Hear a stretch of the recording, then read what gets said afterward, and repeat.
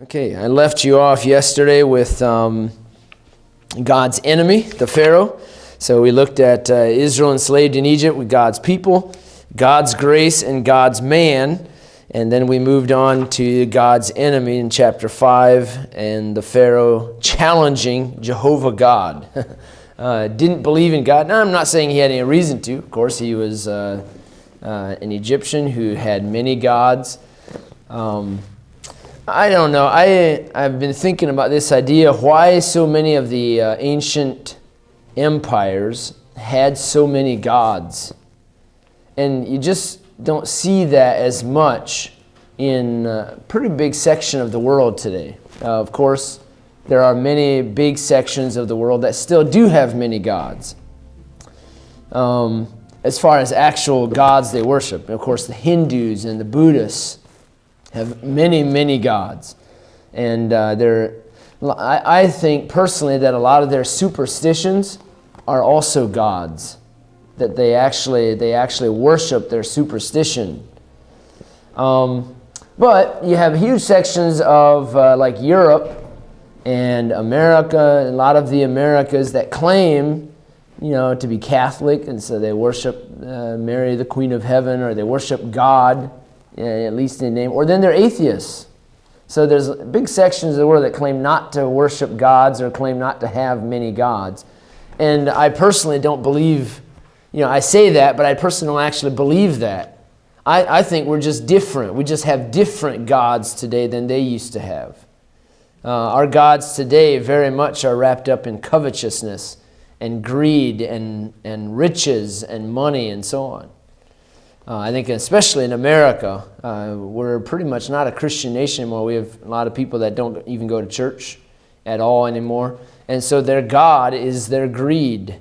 And even though they don't actually set up a little, fire god and a little sun god and all of these, the Nile River and the frog god and all these other things, they still have gods that they worship. But these plagues that we're going to look at, obviously, as you know, and we've been reading through the book and other things, you know that these are attacks on the gods of Egypt. And they had many, many of these gods. So let's pray as we get started today. I'm going to ask Rick Brown if you'd open us today. Lord, just thank you for today. We thank you for this time we can have. Lord, I just pray that you bless this class period, and just pray that you be with us the rest of the day. And just amen. Amen. All right, so the plagues that God sends, Moses is now 80 years old, and he's seemingly ready for a big challenge.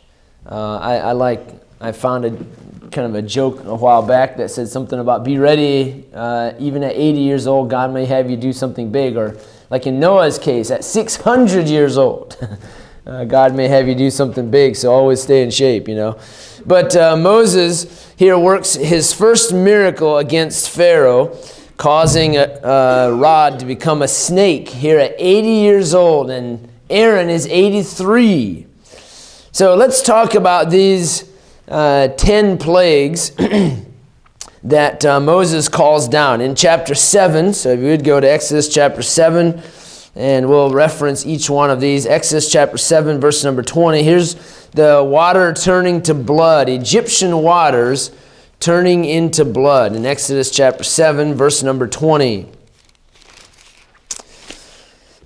Here the Bible says, Moses and Aaron did so as the Lord commanded. He lifted up the rod and smote the waters that were in the river in the sight of Pharaoh and in the sight of his servants, and all the waters that were in the river were turned to blood. And the fish that was in the river died, and the river stank. And the Egyptians could not drink of the water of the river, and there was blood throughout all the land of Egypt. Okay, now there's critics of the Bible who claim that this is some excessive bacteria in the water that made the water turn red-ish. The Bible doesn't say that. The Bible says it was blood. Blood is much thicker than water. And the Bible says, of course, that the river stank. And that wasn't just the dead fish, even though dead fish, right? Whew, they smell awful. But so does dried blood. In the land of Egypt, hot blood. Oh my goodness, it had to have been just a horrible smell. Any of you ever had a real strong smell of dried blood? Anything like that? I mean, not just, you cut your finger. I'm saying like, you go into a butcher shop or something where there's dried blood and hot. Whew. What you got? Alaska somewhere? Got it in Caribou. Okay. That's an awful smell. But so that's the first miracle comes on there. And the Bible says that Pharaoh's magicians were able to repeat this miracle. Don't go to 2 Timothy, but the Bible tells us in 2 Timothy chapter 3, verse 8. There we go. 2 Timothy 3:8. It says here in verse 8, "Now as Jannes and Jambres withstood Moses, so do these also resist the truth." So, there's some that believe that these are the names of the two magicians of Pharaoh who worked against Moses. Jannes and Jambres withstood Moses. Okay, so that's at least a possibility. 1 Timothy chapter 3, verse number 8. 2 Timothy chapter 3, verse 8. Also then, the second plague takes place after Pharaoh refuses to let children of Israel go. We'll come back and talk about him hardening his heart in a little bit. The second plague then is a frog invasion. Chapter 8, verse 6. Aaron stretched out his hand over the waters of Egypt, and the frogs came up and covered the land of Egypt. Now, I think that this one's probably connected to the first, that the water turns to blood, and the frogs come up out of the land out of the river. But the miraculous nature of this is that there's so many frogs coming out of the water. It was just multiplied. You ever seen the magicians play with these little red balls? And they pop a red ball out, and then all of a sudden they do their little thing, and then 2 balls, and then all of a sudden, boom, 4 balls are there, and it just keeps multiplying. That's what I picture with these frogs. They just kept on, poof, poof. More and more frogs kept coming out. God just multiplied those things. That's the nature of this miracle, is just the sheer number of frogs. Everywhere you went, you were stepping on frogs. They were everywhere. And the Bible even says that they went in to the Pharaoh's bedroom and in his bed. Almost as bad as our stink bugs, right? They were everywhere. They just simply crawled everywhere. His servants couldn't keep them out. And so again, they tried, the magicians, to just pop these frogs out, and they were somewhat successful. They were able to do some of that. And of course, here's where Moses comes to Pharaoh and says, "I can remove these frogs for you tonight." Pharaoh said, "You know what? Why don't you wait till morning? I'll spend one more night with the frogs, and then I'll get rid of the frogs." Isn't that retarded? Getting one more night with the frogs. I heard a funny little song about that a long time ago. Obviously, you all know it as well then, right? Or at least some part of it. Is that a bad song? I don't know. I don't think so. It's just a silly quote. One more night with the frogs, one more night in sin. Had a terrible time with them last night. I guess I'll have to do it again. So always be a puzzle to me, and I reckon it's all because he could have sleep, rest, and peace, but chose one more night with the frogs. Unbelievable. Third plague then is lice, chapter 8, verse 17. "And they did so, for Aaron stretched out his hand with his rod and smote the dust of the earth, and it became lice. In man, in beast, all the dust of the land became lice throughout all the land of Egypt. The magicians tried it," Jannes and Jambres, "with their enchantments to bring forth lice, but they could not. So they come to the Pharaoh and they said, 'This is the finger of God.'" Verse 19. "And Pharaoh's heart was hardened." His heart was hardened. Pharaoh hardened his own heart, I believe, in this case. We'll talk about that in just a little bit. Some Hebrew scholars believe that this lice is not our modern idea of a louse, of lice. They believe that it was some gnats or mosquitoes. Small insects have always been a problem in Egypt.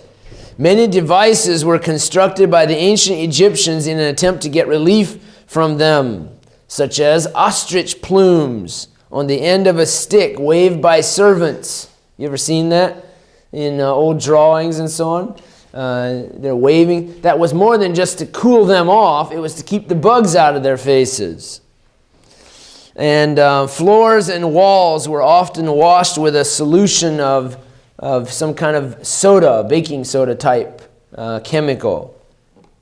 So anyway, this was more of a irritation, a nuisance type thing. But it was a miracle in that this dust became as lice. And imagine in the land of Egypt, the dust. I can't even, it's like going out to the desert somewhere out west. And that dust being turned into lice. It was awful. Couldn't sleep. I'm sure they couldn't sleep just from the simple irritation of all this stuff. Fourth, the flies, chapter 8, verse 24. The Lord did so, and there came a grievous swarm of flies into the house of Pharaoh and into his servant's house, and all the land of Egypt. The land was corrupted by reason of the swarm of flies. What are the flies doing? They're eating. What do flies eat? Dead things. And I don't know if this is our modern fly, but I'm sure it's related to that. These are little bugs or insects that go around. I don't know the difference. Some of you biology people should know that. Probably a couple of you girls here. Rick, you're a teacher, right? Mm-hmm. Aren't you taking teaching or no? No, you're not. Never mind. That was your wife. So I don't remember what, anyway, is a bug or an insect. But they eat dead things. They eat dead things. And so as they get rid of the lice, they don't just disappear. Here come the flies, and they eat everything that's dead to this point. Of course, there's been a number of dead things already. The fish, the frogs, all of that stuff doesn't just disappear. The Bible says the frogs, they piled up in huge piles around the land of Egypt. And then here come the flies now to eat these dead things. And again, it's miraculous because there's so many flies. By the way, I've seen lots of flies. I grew up in a barn. I didn't live in the barn, but I was in the barn all the time, and we had flies everywhere. I can literally remember our main milking parlor, where we had 8 cows we could milk at a time. It was in the summertime. It was so full of flies. We would close the doors all down at night and start on one end and spray with a real heavy-duty spray and come out the other door and quickly close the door. I mean, it was just a fog in there. And you come in the next morning, and literally, I don't think there was an inch, a square inch that didn't have a dead fly on it. It was unbelievable. But just imagine that's in one room where they're confined. Imagine being, in the land of Egypt where everything was covered with these kinds of flies. I mean, flies are nasty little things. Dirty, very, very unclean.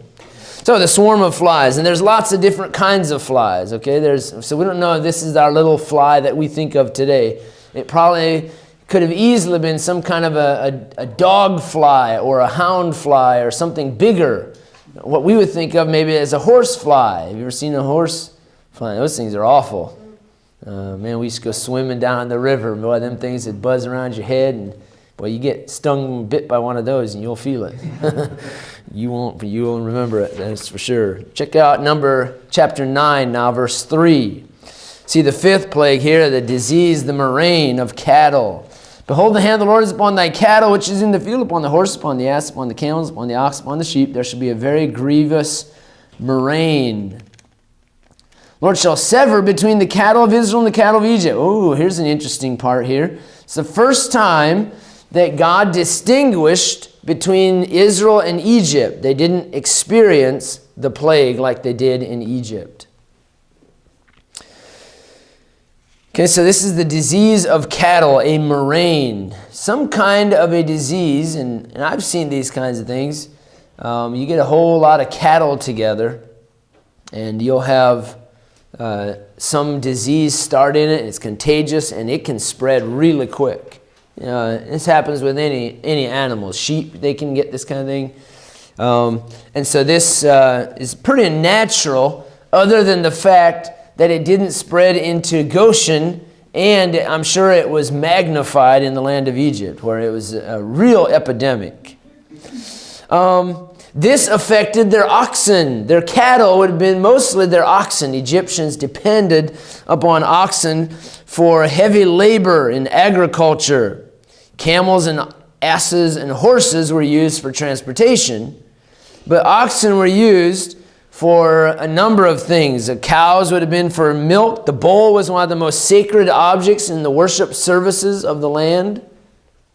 So these are important animals to the Egyptians, and many of them are dying off. Of course, the bull god of Egypt, Apis, what an attack on that mean. And think of how important this was to the Egyptians, that later on, when the children of Israel leave Egypt, they also see the power, right, of a bull.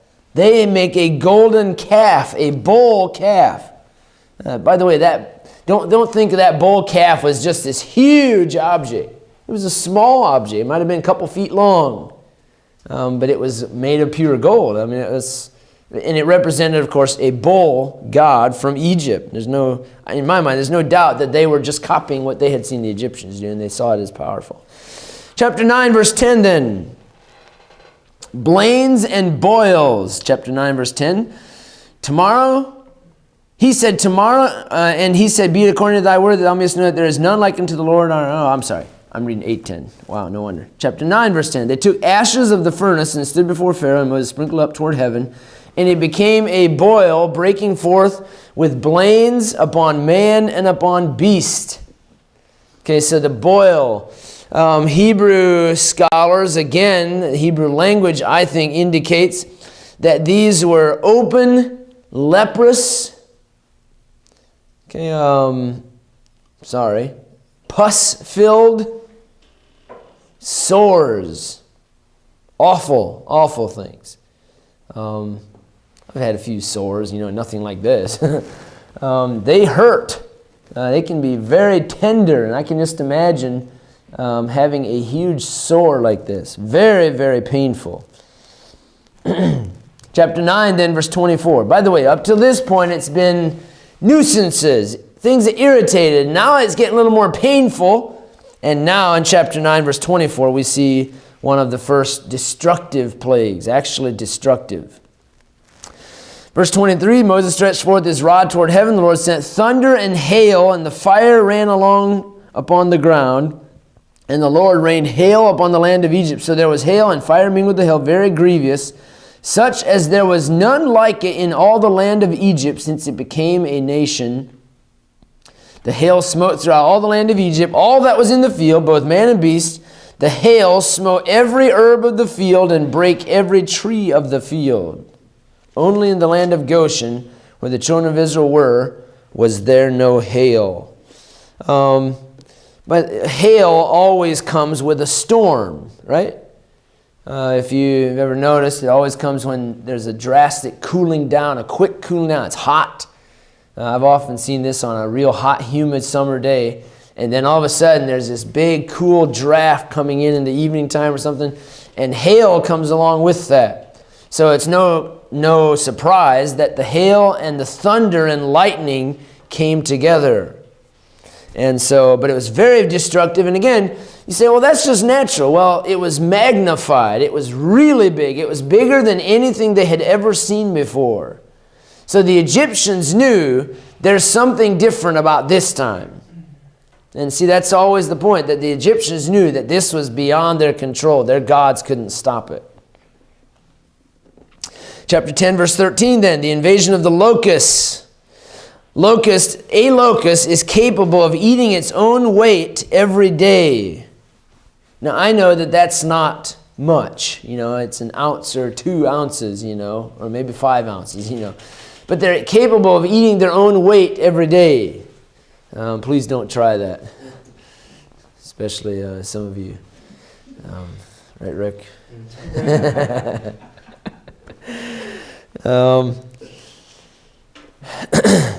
A 1 square mile swarm of locusts. You say, what? 1 square mile swarm. That's a lot. But this is much, much more than that. That's not, again, I know that everything here is extreme, but that's not unheard of, that there were huge swarms of locusts in the 1800s, mid-1800s. There's stories about huge swarms of locusts. out in the Midwest, Kansas and Nebraska and places like this where there's lots of open range and lots of greenery to eat. Swarms of locusts coming. We've not had that kind of problem now since, because we kind of know how to treat that kind of thing. But there's no doubt the Egyptians would have had some plans and ideas about how to keep this from happening. They had a lot of farmland and they had a lot of experience with pests. And so they would have surely had some kind of an idea, but it didn't work here. But 1 square mile swarm of locusts will probably normally contain about 200 million locusts. 200 million locusts in 1 square mile. There have been recorded in history, get this, swarms of 400 square miles. So that's how many? 8 quadragazillion. 8 something. 400 square miles. That's been recorded in history. And so this would have at least been that or larger. Coming in and just eating every green thing. And I mean, if you can just imagine the sound of these locusts munching away. Oh, they're awful creatures. We've had locusts. I remember one year at home, they're kind of like stink bugs, they come and they go. And they're kind of a wave of them for a year or two. And I remember having lots of locusts. Man, they'd be out in the trees in our yard, making all kinds of noises. Their legs or their wings or something rubbing together really fast and really loud. Kind of like, what's the cicada or something like that? It's also like that. But locusts, there's different kinds of locusts. There's the locusts that are very similar to the grasshopper. A lot of people believe that these are actually grasshoppers, which would eat a lot as well, of course. But locusts, what I've always heard of and seen as a locust, look pretty different than a grasshopper. About the same size, but very different and awfully loud. Ugh. Okay, so a plague this size would, actually I have a number here. I forgot I had gotten that in there. 80 billion locusts if you have 400 square miles. All right, chapter 10, verse 22 then. And again, I wish I had time for the middle of these, reading through all this, but Pharaoh tries to make some compromises. By the way, at this point, he's losing Egypt. What's Egypt known for? It's the breadbasket of the world. Right? Egypt is known for producing enough food for themselves and many other countries around them. And now that is being just completely whittled down to nothing. You've got the hail knocking all the harvest down. And if you look at the timing of that, remember in your reading it said it's about a year long of all of these plagues. Certain ones of these plagues probably hit right at a time of a certain kind of harvest. And when that harvest is knocked to the ground, it's going to spoil and die. And so you lose that harvest. And of course, then along come the locusts and eat it all up. But chapter 10, verse 22 then. Moses stretched forth his hand toward heaven, and there was a thick darkness in all the land of Egypt 3 days. Now this seems like a simple one, but I think this is one of my favorite ones, if you can call it that. Because it's a direct attack on one of the main gods in all of the ancient civilizations, and that is the sun. Everybody worships the sun, right? It's the biggest thing. It's the most prominent thing in the sky. It's there. Everybody, you see it every day, almost every day, unless it's cloudy like this. But it's always there, and everybody worshipped it. And then God said, I'm going to have it dark for 3 days, so dark that you can feel the darkness. You ever been down in a deep cave? I've done that before once, and they said, okay, we're going to turn off all the lights. I'm glad they warned us. Lights went out, and your eyes literally, it's like you can kind of see lights for a little while, and then finally they go away, and you realize how just utterly dark it is. And that if there's no lights down here, we're dead, There's no way we're ever getting out of this thing. But you can feel that, it seems like. You can feel it. And that was even worse, I'm sure, that they could just feel it. Now, in the land of Goshen, it was light. Next, we got to keep going here. The darkness, that's number 9. Then number 10, of course, the visit of the death angel. The visit of the death angel. Interesting question here. What is this death angel? Is this an angel of God? Or is God using the services of the devil and his angel?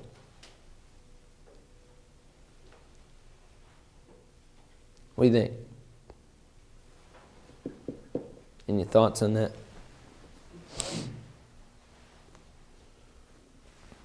Yes? It would be the first time God said an angel would kill a lot of people. Okay, very good.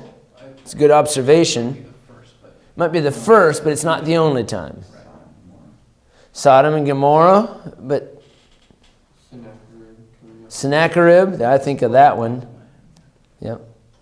Anybody else? I think those are the main ones. At Jesus' death, right, there were however many angels, 12 legions of angels, and what did the Bible say there? I forget how many angels were waiting, the portals of heaven, to come down if Jesus called for help. So, I don't know. It's not the first time the angels kill a lot of people. And it might be the first time, sorry. It's not the only time that they kill a lot of people. It probably is an angel of God, I think. This is God's doing, God sending his angel. Preparation for this Passover. It's the new institution for the children of Israel.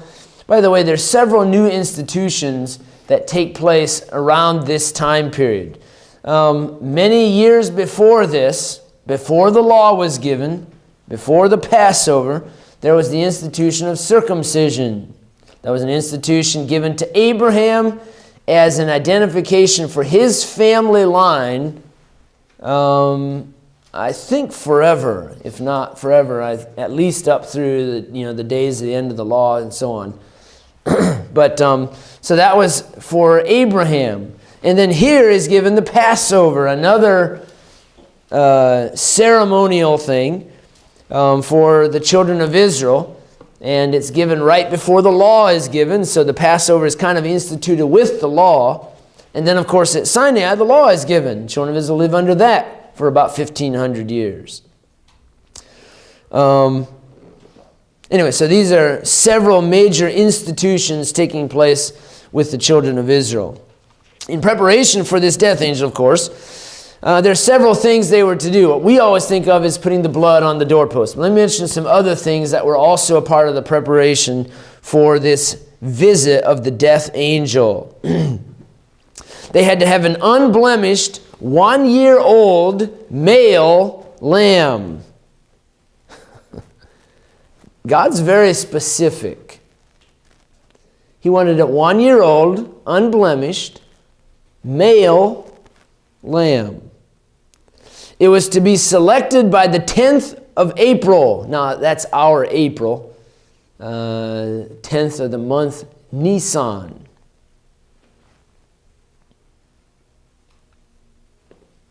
By the way, April 10th is the selection. That's the beginning of the week, the Feast of Unleavened Bread. April the 14th, then, is the day of the Passover. So, if you want to be really close, Jesus is probably crucified on either April 14th or the 15th. Because of the high Sabbath that took place that year. Anyway, an unblemished year-old male lamb selected on the 10th of April. This animal was then killed on the 14th day. So it was in their care for 5 days. That would be just to protect it. And you know, what happens when you have a pet with you in your house for a while? It becomes personal, doesn't it? I see some people, and treat their pets like their kids. It's a little overdue, I think, but I certainly understand it kind of in some cases. people without children and so on. That usually becomes. But anyway, so it becomes a personal lamb, and they would kill that lamb then after the 5th day of having it in their care. The blood was drained into a basin. A cluster of hyssop branches was dipped into the basin and splashed on the lintel and 2 side panels of the door. Okay, it was splashed. It was everywhere. It wasn't like a paintbrush, where you try to not drip. Okay, it was a lintel. It was splashed. It was over and over again. You're putting it up, carrying a little bit of it with you as you go. It's like trying to scoop something out of a bowl, soupy, with a fork. The only way out is, splashing. I've seen people in,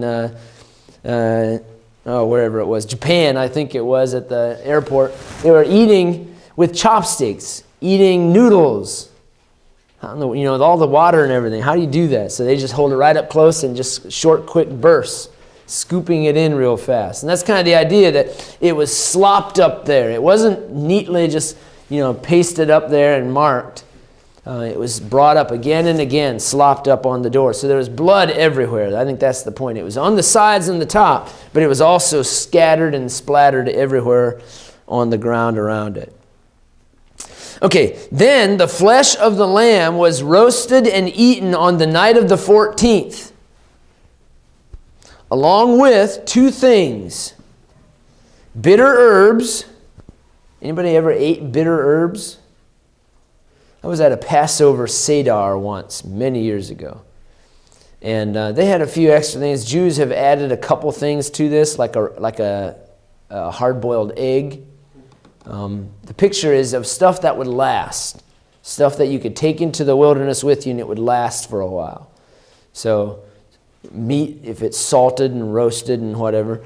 Unleavened bread, of course, would last for a long time. Bitter herbs are natural. These bitter herbs, if you've not had them, they are spicy, very spicy. They're not bitter what we think of as sour. They're bitter as in spicy hot. And they are smoking hot. I ate a little bit of it and didn't like it from there. I am not a hot eating guy. All right, so this is the first mention of leaven in the Bible, this unleavened bread. First mention of leaven, a yeast. In the New Testament, leaven stands for a number of things. Leaven stands for hypocrisy. In Luke chapter 12, it stands for worldliness. In Mark chapter 8, it stands for rationalism. In Matthew chapter 16, it stands for evil conduct. In 1 Corinthians 5. And then finally in Galatians 5, it stands for false doctrine. Leaven. It's always bad, isn't it? And we love to eat it. But it's always a picture of something bad. It's a picture of sin. And sin, you have a little sin, all it takes is a little bit and it festers and it grows. And so they were not allowed to have leaven. And of course, this Passover lamb is not the same as the Lord's Supper. The Lord Jesus celebrated the Passover the night he was betrayed and crucified, or the night before he was crucified. So he celebrated the Passover, but then he changed it. He instituted the Lord's Supper using some of the elements of the Passover. And so again, that's why it's ridiculous that the wine was a fermented wine. He was using what was available at the Passover supper. And then he used unleavened bread. He was using again what was available at the Passover supper. And you can look it up. He was celebrating the Passover, and he changed it, and he instituted the Lord's Supper in its place. So I think, again, that's a clear division between the Old Testament worship system and the church age. Okay, so the Passover lamb here is a picture of Jesus Christ, a type. You three. No, you weren't there yesterday. It's a type of Christ. Okay, let me give you some other things about these plagues. We need to wrap this up. The purpose of the plagues was twofold. The purpose of the plagues. First is to demonstrate the strength of God to Israel. I gave you this. I mentioned this yesterday, didn't I? At the beginning? No, I didn't. Never mind. It's to demonstrate the strength of the power of God to Israel. And then secondly, it's also to show the Egyptians the inability of their God, the powerlessness of their gods.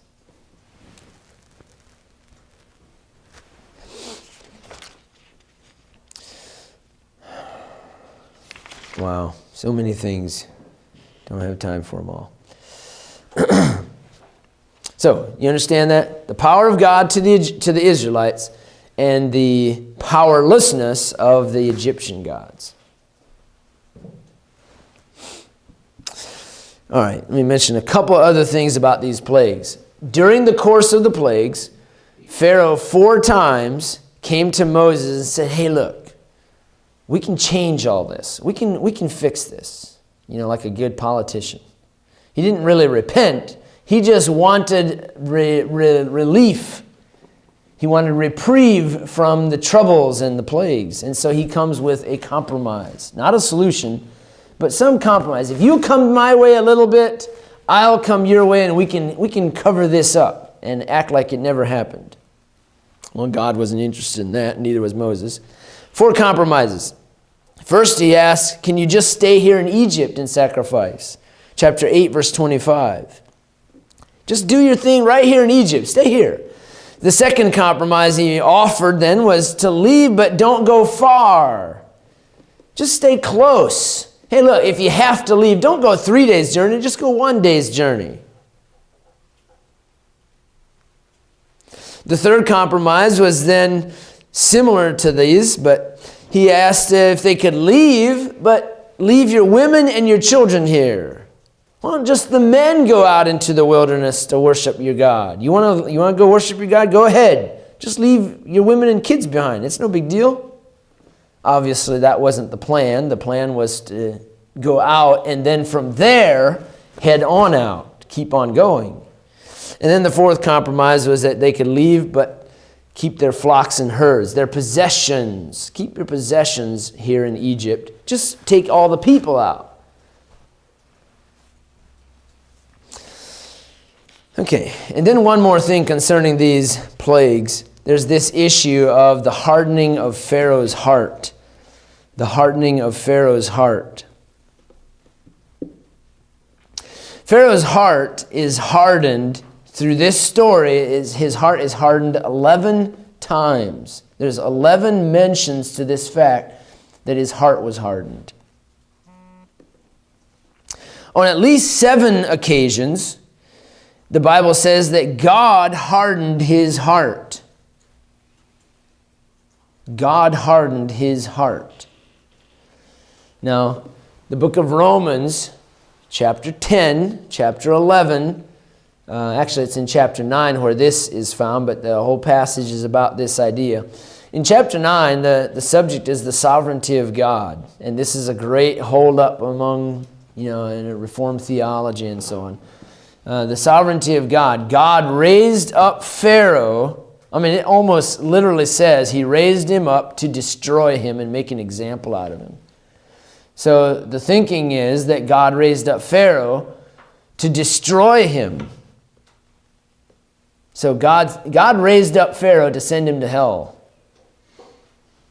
Okay.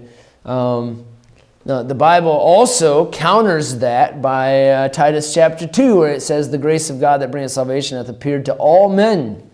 And I submit to you that the grace of God did appear to Pharaoh. It appeared in chapter 3, verse 1, when Moses went in before Pharaoh and said, let my people go. God said, let my people go. And the Pharaoh said, who is the Lord? He rejected it. So the grace of God did come to Pharaoh. He was offered the choice of accepting what God said or rejecting what God said. And he rejected it. And so God, at that point, began to bring these things into his life, and he hardened his heart. There's 4 mentions of him hardening his own heart. And then there's 7 mentions of God hardening his heart. But I want you to understand, I don't believe that God directly said, Pharaoh, your heart is hardened where you cannot be saved. It's possible with the idea of the reprobate mind.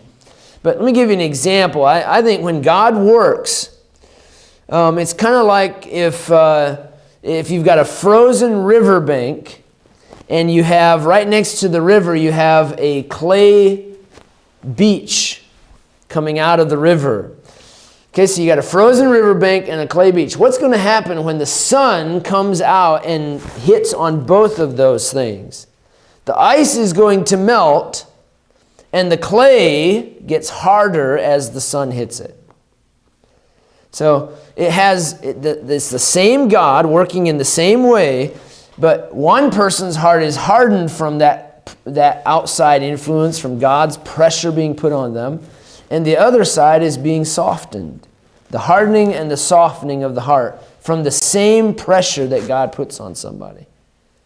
So anyway, this is Pharaoh's choice. This is Pharaoh hardening his heart. This is Pharaoh. It's his fault. It's not God simply raising up Pharaoh and saying, you never had a chance to be saved. I'm destroying you just as an example because I want to. So, to those Calvinists who believe in that, God in his foreknowledge knew that Pharaoh was going to harden his heart. And Pharaoh did harden his heart. Okay, any questions on that? Or comments? If we had a small class, all of you would be jumping in like we do yet. Our little class. Okay?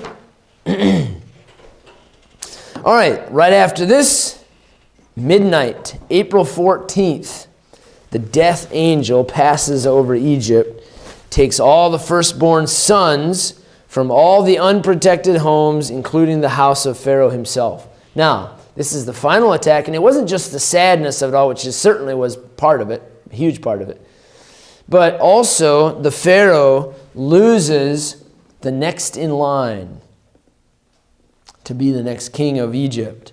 The oldest son was almost always the one in line to become the king, and now he loses this. So the king immediately dismisses them out, says, get out of here, rushes them out. And then the children of Israel get their payback. Literally. The Egyptians gave them gold and said, here, why don't you borrow from us? Take it, go, leave. I have the feeling that the people of Egypt, long ago before this time, had wanted to get rid of them. And the Pharaoh wouldn't let them go. And now, finally, when the Pharaoh says go, the people of Egypt give them gold and necklaces and earrings and everything else, saying, get out of here. And they had plenty of it. How many people leave the land of Egypt? 2.5 million. Where do you get those numbers? Any ideas? That's what you read, right? You didn't read it in the Bible, but go ahead. Give us numbers like 600,000 men. Okay. The book of Numbers, right, gives us the number in chapter 1 and 2 or somewhere right around there. They take a census soon after they leave the land of Egypt. They take a census to see how many there are. And there's a right approximate, I forget exactly, but 601,000 or something. We'll just call it 600,000. Okay? 600,000 men, adult men in their army. Now, I don't think they were all married, but let's say that they were all married. Okay, here's all adult males in the army. If they're all married, they all have a wife, so that's another 600,000. And then let's say that each of them have one child, which I know that wasn't the case. But let's say they have one child. So here I probably went over in the number of wives, so I probably went over here. Here I'm sure I'm going under. So either way, we're right at about 1.8 million, which is probably about 2 million people. If they all had two children each, then we're talking 2.4 million, and it goes from there. So let's say there were 500,000 of these were married, and they had 3 children. So either way, we're going to be between 2 to 3, maybe even 4 million. People had lots of children back in those days. And we're not counting the mixed multitude. And you're not counting the mixed multitude of the Egyptians. No, or are you? And Some of the mixed multitude probably was in the army. of fighting age. Any other comments? So, 2 million. I've never seen that many people together at once, I don't think. Not even at the Million Man March. Plus all the animals and possessions. They didn't have a lot of possessions. It's interesting, the night of the Passover, they were supposed to be ready. Clothes on. The men were supposed to have their robes girded up, ready to walk. Shoes on, not shoes at the door, waiting to go. Which is a funny thing. We'll see that with Moses when he is told to take his shoes off. But shoes in the house were unheard of. You took your shoes off, you go in the house. Shoes on, ready to walk out the door. Everything packed up, clothes ready to go, which they didn't have a ton of. They didn't need a lot of because God was going to give them all the clothing. They would just wear it every day. And it would last them the whole time. All right, so they leave the land of Egypt. And I did not bring my map. Okay, I really needed that. I meant to grab that on my way out. That brings us to Roman numeral 2, finally.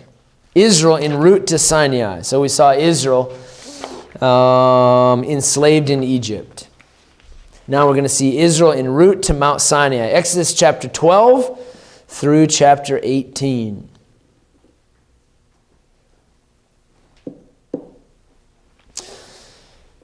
Okay. Oh, that's a shame. I'll have to have the maps here to actually go over this. One of the biggest, most interesting things about this Exodus, the Exodus itself, to me, is the route that they took. And so I'll have to have the maps to talk about the details of that route. There's a lot of debate over which way they went and where the land of, or where Sinai is. And so the traditional location of Mount Sinai, of course, was chosen and picked out, I guess you would say, by the mother of Constantine. She's that same Helena who went through all the land of Israel and Sinai, finding these locations, supposedly. And she's been known to be wrong a few times. Very extremely wrong. But anyway, there's 10 major events. I'll talk about that some more because I don't have those maps. I'll talk about that some more in our next class period. But there's 10 key events that take place between Ramses, where they're leaving from Egypt, and their arrival at the base of Mount Sinai. It probably is around 150 to 200 miles. And 10 events, and moving slowly, very slowly. In the Old West, they would travel out along these wagon trains, as they call them, and they would travel, I think, as I understand, about 20 miles a day. That's with covered wagon, oxen pulling them, and so on, and 100, 200 people, however many there were in the group. 20 miles a day. I guarantee you they didn't cover 20 miles a day here. You ever run a race? Anybody ever run a big race where you're one of 1,000 or more people? When you're in a race like that and the gunshot goes off, not everybody leaves at the same time. It's like a traffic jam. You ever sit at a stoplight and way off and you're way back and way up in front of the stoplight turns green, you don't move instantly. It's not like everybody just starts to move. The front car and then the reaction time of every single person and finally gets back to you. And yes, of course, I'm so patient. I'm just quietly waiting there, my turn.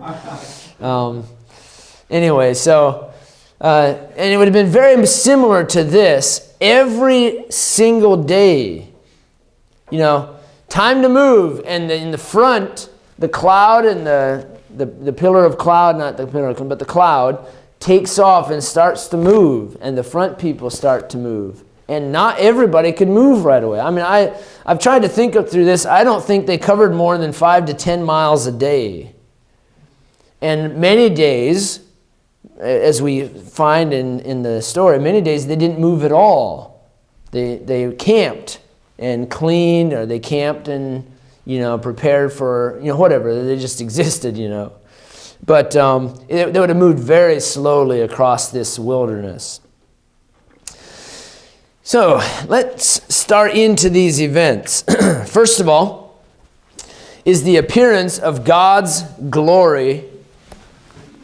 The appearance of God's glory to them. We find this in that cloud and the pillar of fire by night. Chapter 13, verse 21. This is as soon as they get away from the land of Egypt, this cloud appears.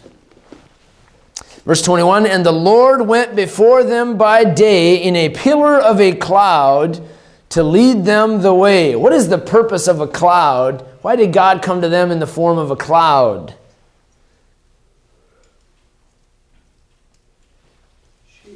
Shade, no question. Shade, it's the desert. What else? They knew it was the Lord. Can you imagine? You want handwriting in the sky? This is pretty close to it. I mean, it's right there. You want to find God's will? He's leading right there. Can you imagine? You can see him. Everybody could see him. It's not how we think, it's a cloud, but it's God. I can't even comprehend it. So there's God in a pillar of cloud. Shade, just the simple, the comfort, the peace, knowing that God is leading. Now, they still complained a lot. And that also blows my mind. Here's God, and they see him, they know he's right there, and then they still complain all the time about where he's taking them.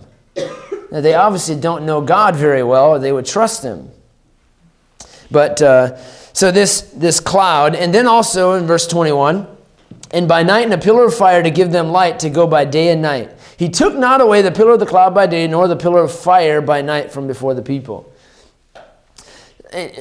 Some have suggested it was for heat. I don't know. I'm not denying that. But it wasn't a humongous fire that could have heated, a square mile or 2 or 3 square miles of land, in my opinion.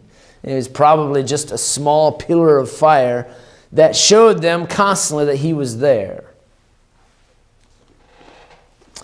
I know, the desert gets cold at night, right? But anyway, we don't know that, but still, as far as the heat goes. All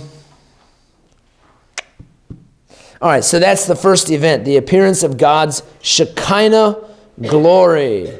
This is an Old Testament appearance of his glory.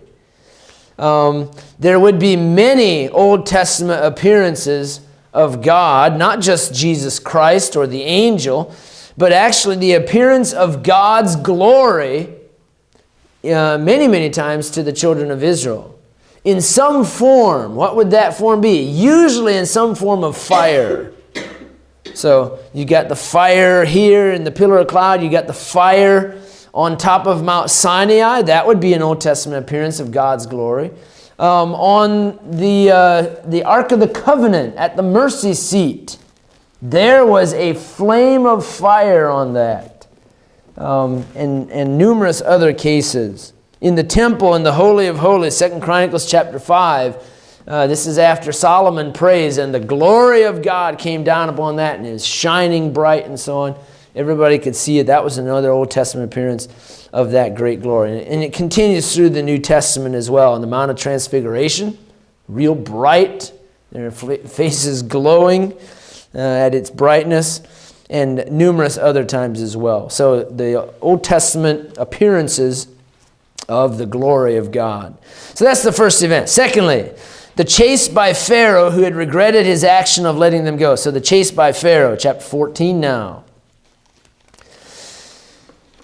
Okay, I like the logistics of this. I like to see this. How long had they been gone by now? Now, most people say, they had moved like 2 days. And the king said, what do? We let him go. That's not what happened here. It's not 2 or 3 days or even a week. Morning time, M-O-U-R-N, morning. The Egyptians were experts at mourning, right?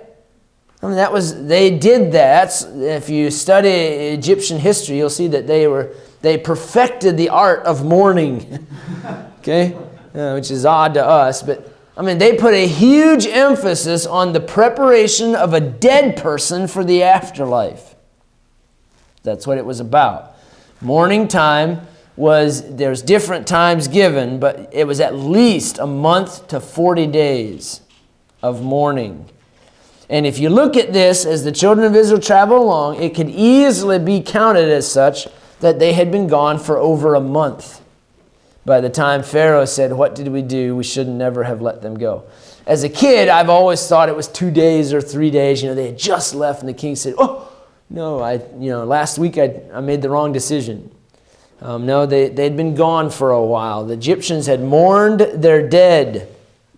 And now he says we need to get them back. So Pharaoh changes his mind, regrets his decision, determines to catch them in the desert near the Red Sea.